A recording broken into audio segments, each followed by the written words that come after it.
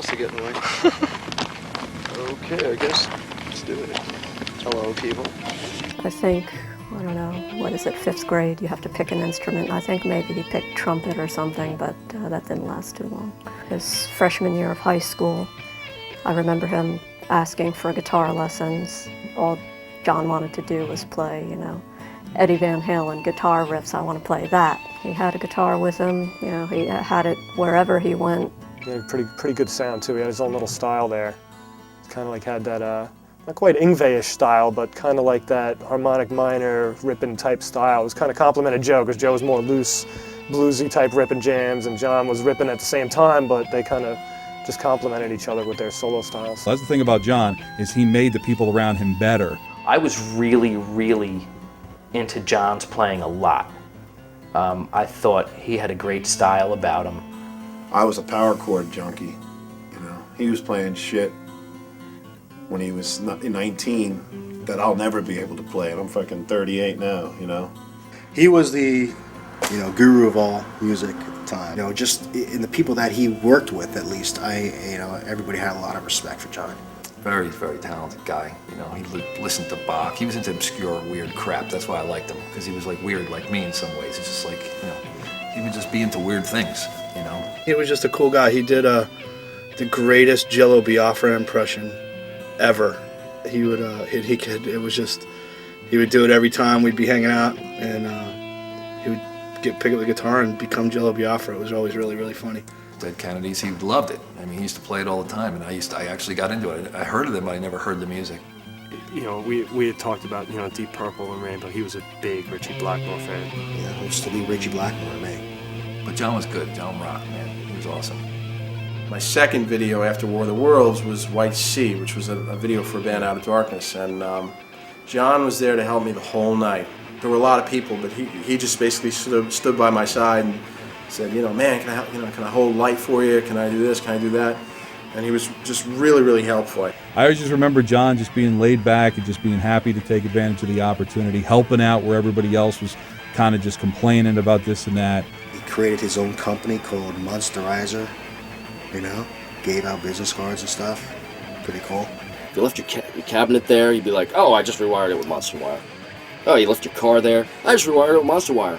Anything you left there. He was always taking stuff apart and trying to put it back together, sometimes successfully, sometimes not.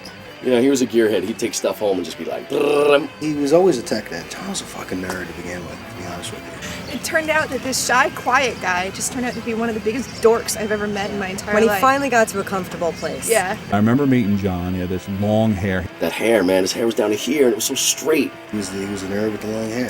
You know, somebody who you would see on stage and be like, dude, you were just fucking shredding up there. He was a nerd with the long hair with the guitar, could shred anybody, which was really cool. He just played the part of metal. He looked like a guy that just belonged in a band, belonged in a thrash band.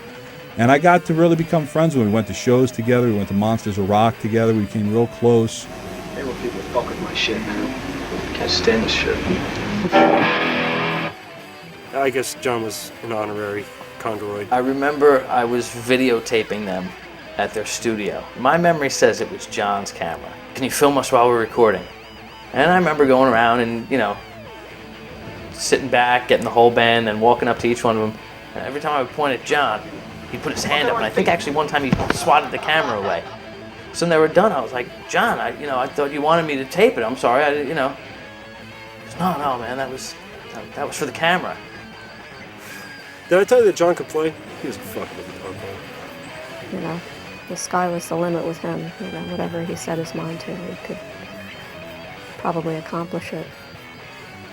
I definitely picture him, you know, advancing more in music, and he would have been, even if he wasn't playing in a band, he would have been doing something like doing recordings and mixings. He was definitely involved in the music and liked it. He knew a lot about guitars and about the technology behind it and stuff. He had really great equipment. He actually helped me out, lent me some equipment whenever I needed it, because especially early on I didn't have the greatest amps, and he helped me out on a lot of shows, and he knew his stuff. He's very intellectual, extremely intelligent, spoke German. He was very into politics and he liked history a lot. So who knows? And I mean, he signed up for business school. Jon was loved by everybody. I mean, he was a great guy to talk to. Like I said, it wasn't just that, you know, a local friend had gone. It was that this person that inspired so many of us was gone. Like Cliff Burton dying or Dimebag Darrell, you know. It had that same impact locally that those guys passing did worldwide. You know, just as strong. And, you know, if the world was... if things were right in the world, it would have had that impact, into, you know, as much as those guys did, because Jon's certainly a guy that deserved it. Him, Jim, and I were going to start another band, and we started to write a song. And since I still wasn't a lyric writer then, we called upon the singer from The Horse You Rode In On. You know, he knew Jon, and he wrote lyrics that were exactly how I felt. Jim called me up and he said, we have the last piece of music that Jon worked on, and we want you to come down and take a stab at writing lyrics to it. So I walked into the place where they rehearsed, and I hadn't heard the song before. I hadn't heard anything. I walked in, and then Joey just started playing the guitar part on it, and everybody kicked in. We just kind of worked for a couple hours, and I had a pen and a piece of paper and started scribbling out. He came up with some brilliant lyrics. It was almost like he picked my brain. You know, it was perfect. I was obviously honored and petrified of taking somebody's, you know, an artist's last piece and trying to envision what he would want. I actually incorporated his solo that he started to put to that song. I could never explain how that was just like the most perfect thing ever written.